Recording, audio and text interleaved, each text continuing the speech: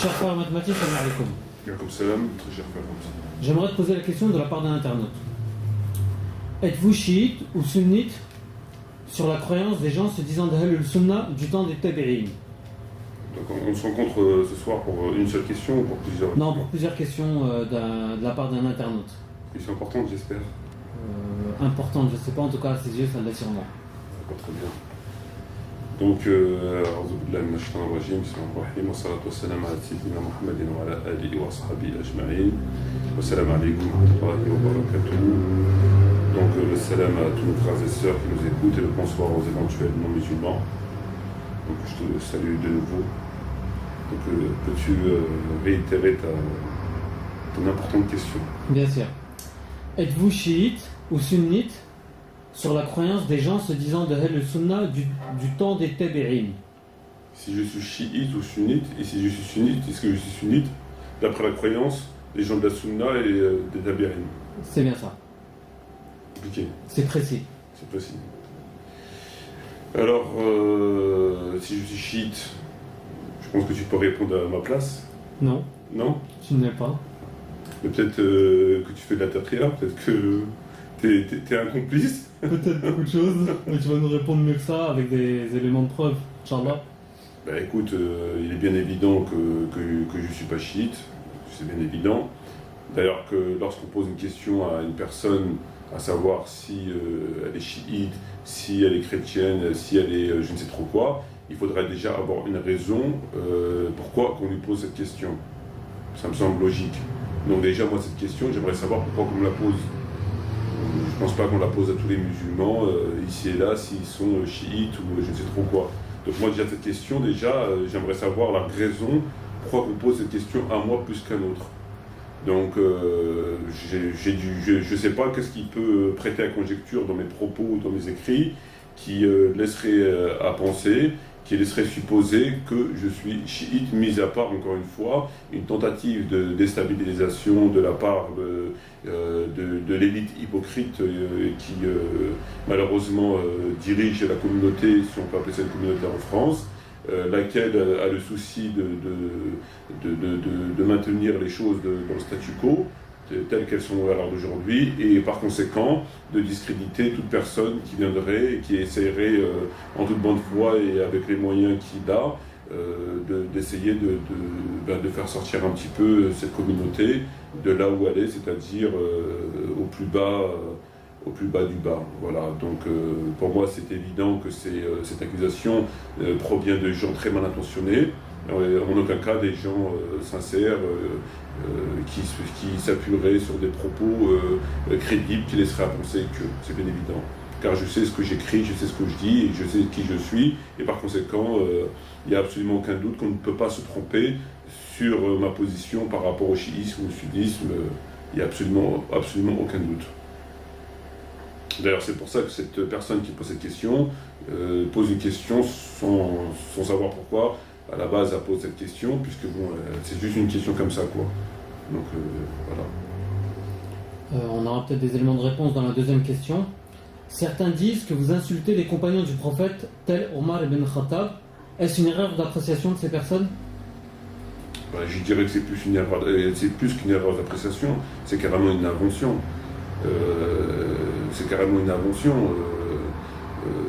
J'ai jamais insulté qui que ce soit, dans mes livres ou dans mes propos.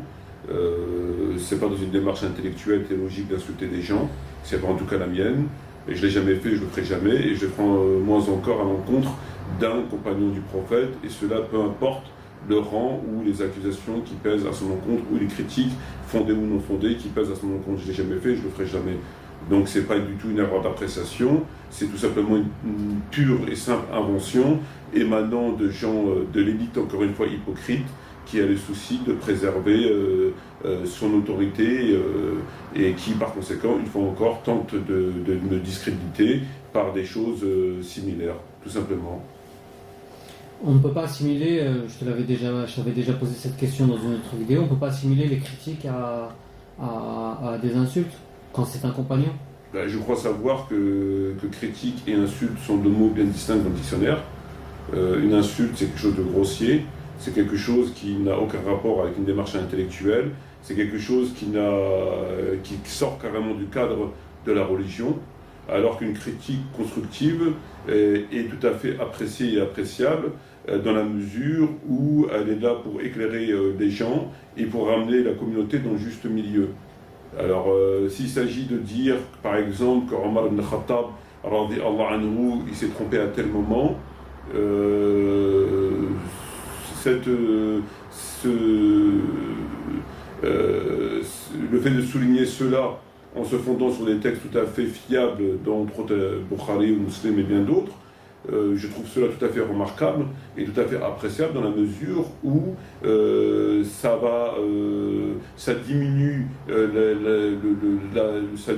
ça va à l'encontre de cette invention, de cette position qui veut que les compagnons, enfin une certaine secte de l'islam qui veut que les compagnons sont infaillibles, ont été sacralisés et parfois sont même mieux que le prophète.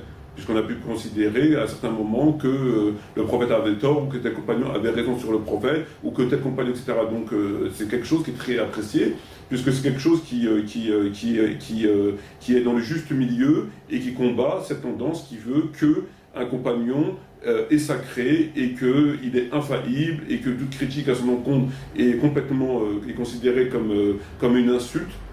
Alors que les premiers à avoir souligné les erreurs d'un certain nombre de compagnons, leurs disputes et parfois leurs déviations sont nos premières références, à commencer par l'imam Bukhari, Muslim, etc. Donc il faut rester sur cette trajectoire qui veut que ce soit quelque chose de tout à fait acceptable à certaines conditions. Voilà, donc non, une critique n'a absolument, et Dieu merci, aucun rapport avec une insulte ou un propos déplacé. Absolument aucun rapport. Donc ça l'est peut-être pour ces gens-là qui ont sacralisé un certain nombre de compagnons et qui en ont fait parfois même des gens au-dessus du prophète.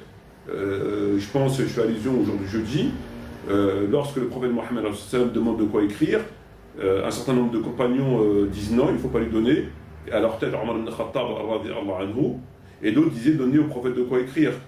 Donc il y avait deux catégories de compagnons dans la pièce, dans la demeure du prophète.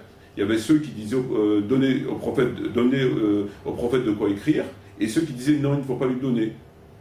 Donc il y avait des partisans du prophète qui demandaient tout simplement à ce qu'on obéisse au prophète conformément à son ordre et conformément au Coran, donc d'obéir au prophète, et tu avais les partisans de Omar ibn Khattab qui disaient non, il ne fallait pas lui donner. Moi je me range du côté des partisans du prophète, parce que c'est le prophète et que lorsqu'il dit une chose, il faut obéir.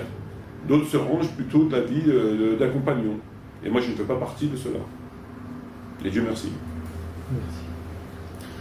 Merci. D'autre part, ce frère t'interroge également sur les mosquées d'Europe. Excuse-moi de t'interrompre, je crois qu'il avait parlé si je suivais la croyance des Tablirin, des Sunna, etc.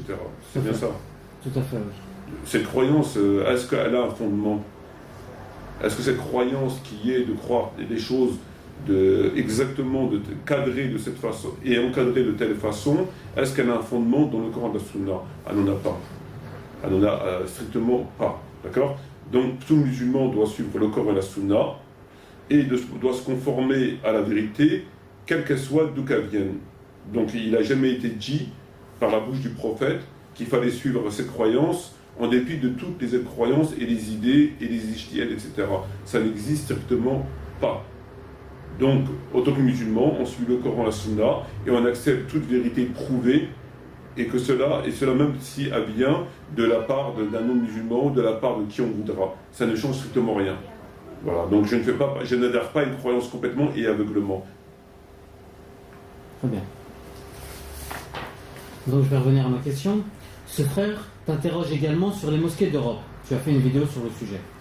Pour lui, il faut distinguer deux types de mosquées. Une mosquée autorisée par les autorités non musulmanes afin de contrôler les musulmans et une mosquée construite dans l'intention que cet espace soit dédié au culte unique d'Allah. Pour lui donc, il n'est pas impossible d'avoir une mosquée en Europe bâtie pour Allah. Qu'est-ce que tu penses de cette réflexion? Donc si j'ai bien compris la question, c'est que ce frère estime qu'il peut y avoir en Europe des mosquées en effet. Parce que l'intention est de... L'intention est de cette mosquée que ce soit construit pour un espace dédié au culte unique d'Allah. Je pense que c'est tout simplement impossible. pense que c'est tout simplement impossible. Il faut remonter, pour comprendre les choses, pour pouvoir faire un ijtihad sérieux, il faut remonter à la base, donc à la loi fondamentale. Et de là, on peut, si on n'a pas de réponse sur la question textuelle, on peut en déduire des choses. On va remonter à la question des mosquées. Et pourquoi je veux dire que c'est impossible? On sait que dans la loi régulière, la loi fondamentale, un musulman doit vivre sous les lois divines et prophétiques, et conformément à ces lois, les appliquer, les faire appliquer, on le sait. On sait aussi très bien qu'un musulman n'a pas de droit, par rapport à la loi, de se soumettre à une autorité non musulmane, ce qui ferait de lui, s'il le fait de façon volontaire et consciemment, un apostat, d'accord? Parce qu'il abandonne les lois, etc., etc. Des exemples sur la question dans les hadiths, dans les histoires, il y en a plein. C'est pas ce qui manque. D'ailleurs, le prophète Mohammed il a dit: je les avoue tous musulmans vivant parmi les non-musulmans. Et bien d'autres hadiths où ne prenez pas le Coran sur un territoire ennemi, etc., etc. On peut en citer des centaines. Bon, à partir de là, on a la loi régulière qui est prouvée, qui fait qui affirme ce que je viens de dire. Donc, le fait de construire une mosquée, donc la maison de Dieu, qui est censée être gérée par la loi de Dieu, et conformément à la loi de Dieu, sur un endroit qui n'est pas géré conformément à la loi divine et prophétique, est déjà un non-sens, premièrement. Deuxièmement, c'est immoral dans la mesure où cette maison de Dieu, cette soi-disant maison de Dieu, sera construite au milieu, au cœur d'un endroit où règne ce qui est immoral, amoral, etc., etc., etc., etc. Je ne vois pas comment la maison de Dieu, une mosquée, peut être construite ou à 100 mètres en vent du port, à 50 mètres de l'alcool, etc., etc., comme c'est le cas en France et ailleurs. Donc c'est tout à fait impossible.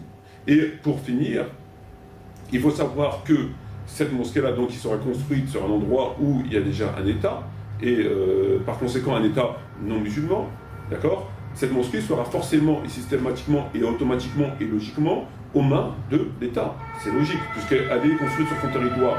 Donc, de ce fait, il est logique, il est normal que cette mosquée sera sous l'autorité de cet État, qui la gérera qui demandera à ce qu'elle soit gérée selon les lois en application sur ce territoire, ce qui est normal.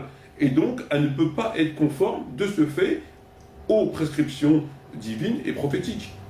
Et c'est ce qui se passe aujourd'hui, quand on sait que toutes les mosquées, etc., sont tous entre les mains de l'autorité en place, qui les remet à des gens, imams, etc., qui acceptent de les gérer, à condition que, et ces conditions que, sont des conditions qui ramènent l'islam à ce qu'il est aujourd'hui, c'est-à-dire un islam apolitique, un islam rampant, etc., etc. Donc, c'est pire que l'intention. L'intention, c'est, pour qu'il puisse y avoir une intention qui soit recevable, il faut que déjà il y ait le fondement de la raison qui soit conforme. Or, le fondement de la raison est déjà non conforme. Donc l'intention ne peut pas être conforme. Donc même si mon intention à moi étant de construire une véritable mosquée, elle ne peut pas être recevable dans la mesure où l'endroit où je vais la construire est formellement interdit par l'islam, puisqu'il réduit les musulmans à ce qu'ils sont aujourd'hui, c'est-à-dire dans une situation d'apostasie, en violation avec les lois pénales, enfin bref, on ne va pas faire la liste, on ne va pas dresser là-dessus. Donc l'intention qui vient en deuxième lieu sur cette question est forcément irrecevable dans la mesure où le texte sur la question, sur le fondement, est clair. Donc l'intention ne va rien changer, on ne peut pas, au nom d'une intention, l'intention, il faut que déjà, c'est comme si on faisait quelque chose qui était haram avec l'intention de faire le bien. Par exemple, si je ne sais pas, quelqu'un qui est malade, qui boit du vin, mais son intention c'est de se guérir. Le vin est interdit dans l'alcool, dans l'islam. L'alcool est interdit dans l'islam. Donc si la personne le boit dans l'intention de guérir, son intention est nulle et non avenue, puisqu'elle l'utilise à consommer quelque chose qui est interdit, qui est proscrit dans l'islam. Donc son intention est nulle. Qu'elle soit bonne ou mauvaise, son intention est nulle, puisqu'elle utilise quelque chose qui est proscrit par l'islam, un élément qui est proscrit. Donc par rapport aux mosquées, c'est exactement la même chose. C'est exactement la même chose.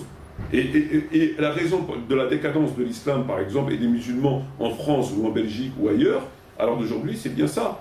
C'est que ils ont remis à travers cette construction-là, à travers leur présence sur un territoire non islamique, ils n'ont plus de puissance militaire, ils ont absolument plus rien, puisqu'ils ont remis leur statut comme ils le sont aujourd'hui. Donc à partir de là, c'est bien évident que l'intention n'a absolument aucune valeur. Pour ce frère, il y a des conditions pour légitimer une mosquée. Donc je vais te les lire. Donc dans la jurisprudence islamique, il établit que la légitimité d'une mosquée s'obtient par deux conditions de base. Un apport financier halal et la bonne intention de prier Allah l'unique. Que penses-tu de ces conditions? J'en pense que ces conditions elles sont tout à fait vraies. Néanmoins, ne figure pas la condition que nous on vit au jour d'aujourd'hui, parce que c'est une condition impensable. C'est une condition tout simplement impensable. Elle ne peut pas figurer. Donc c'est une situation qui est tellement impensable qu'elle ne peut pas figurer dans les conditions par lesquelles on peut construire une mosquée. C'est-à-dire que là on parle de jurisprudence, mais avant de parler de jurisprudence, on parle de loi. Or, la condition que je parle est dans la loi. Elle n'est pas dans la jurisprudence, parce qu'elle figure dans la loi. Et la loi est claire sur cette question-là, à travers des centaines de hadiths, etc., et des versets, etc. Donc, la jurisprudence n'a absolument, vient encore une fois en second plan, et cette condition ne figure pas dans la jurisprudence dans la mesure où la loi a déjà tranché cette question depuis très longtemps. Je veux dire, c'est complètement... c'est une question qui ne se pose même pas. Très bien, donc pour toi la question est tranchée, elle est claire. C'est pas que pour moi, c'est une question qui est évidente. C'est une question qui est absolument évidente, et puis, je veux dire, c'est pas que pour moi. Donc il n'y a pas de mosquée en Europe. Il ne peut pas y avoir une mosquée au sens strict du terme, dans la mesure que... Donc et d'ailleurs, on sait ce qu'elles sont. Voilà. Très bien, écoute, je t'en remercie. Est-ce que je peux demander aux frères et aux sœurs qui écoutent ces vidéos que nous faisons régulièrement de nous poser leurs questions s'ils le veulent? Bien sûr, si c'est des questions pas très compliquées, pourquoi pas? Moi je suis ouvert absolument au dialogue et moi aussi j'ai des questions aussi à poser, j'aimerais bien poser des questions. Et bien sûr, il n'y a absolument aucun problème, tant que c'est des questions qui ont un sens et qui ne sont pas trop compliquées. On est là, dans une communauté, entre frères et sœurs, et il est tout à fait normal qu'on essaie de dialoguer, et pourquoi pas d'avancer, de revenir aux prescriptions. Très bien. Je te remercie mon frère, et puis je te dis salam alaikum, et à très bientôt, Inch'Allah. Je te remercie de ta présence, je salue tous celles et ceux qui nous ont écoutés. Shukran jazirin, bonsoir, salam alaikum wa rahmatullahi wa barakatuh, j'espère à la prochaine, Inch'Allah.